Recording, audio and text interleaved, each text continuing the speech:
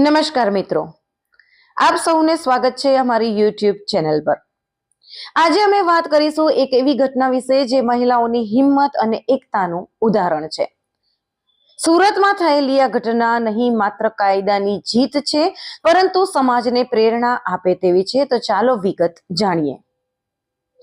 મિત્રો, સુરતના પાલનપુર પાટિયા મહાદેવ ફળિયા વિસ્તારમાં દેશી દારૂના વેચાણના અડ્ડા પર સ્થાનિક મહિલાઓએ જનતા રેડ કરીને મોટી સફળતા મેળવી છે। આ વિસ્તાર પાલ પોલીસ મથકની હદમાં આવે છે અને અહીં ચાલતા દારૂના ગોરખ ધંધા વિરુદ્ધ મહિલાઓએ નિડરતાથી પગલાં લીધા।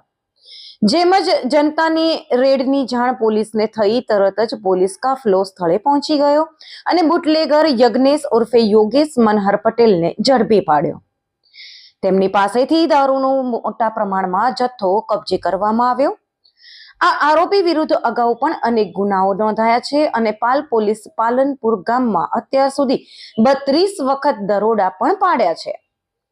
વર્ષ 2025માં તો પાલ પોલીસે પ્રોહિબિશનના 330 કેસ કર્યા છે, એમ એસીપીએ જણાવ્યું છે। ગત તારીખ 25/12/2025ના મોડી સાંજે આ વિસ્તારમાં આવેલ પાલનપુર પાટિયા વિસ્તારમાં મહાદેવ ફળિયામાં સ્થાનિક રહેવાસીઓ દ્વારા દેશી દારૂના વેચાણ થતું હોવાની ફરિયાદ કરવામાં આવેલ હતી અને સ્થાનિક રહેવાસીઓ દ્વારા ત્યાં પહોંચી ગયા હોવાનું કંટ્રોલ રૂમ દ્વારા કોલ આવેલ હતો। આ બનાવ અંગે અત્રેના પોલીસ સ્ટેશન કે જે પાલ પોલીસ સ્ટેશન એન ડિવિઝન તથા ઝોન 7 વિસ્તારમાં આવેલ છે, તે વિસ્તારની પોલીસ ટીમે સ્થળ પર પહોંચીને ગુનો દાખલ કરેલ છે। આ કામના આરોપી કે જેનું નામ યજ્ઞેશ ઉર્ફે યોગેશ મનહર પટેલ છે, જે ઘર નંબર 273 મહાદેવ ફળિયું પાલનપુર ગામ ખાતે રહે છે, ત્યાં તેમની ઉપર દેશી દારૂના વેચાણનો પ્રોહિબિશનનો ગુનો દાખલ કરવામાં આવેલ છે। વધુમાં આ વ્યક્તિ અંગે વધુ તપાસ કરતા તેના ગુનાહિત ઇતિહાસમાં તેની ઉપર અગાઉ પણ અટકાયતી પગલાં લીધેલ હોવાનું અને પ્રોહિબિશન અંગેના ગુના દાખલ કરવા હોવાનું જાણવા મળેલ છે। એટલું જ નહીં, પરંતુ પાલ પોલીસ સ્ટેશન વિસ્તારમાં ડિસેમ્બર માસમાં જે કબજાના 3 કેસ તથા 2025માં પ્રોહિબિશન હેઠળ કુલ 330 ગુના દાખલ કરવામાં આવેલ છે।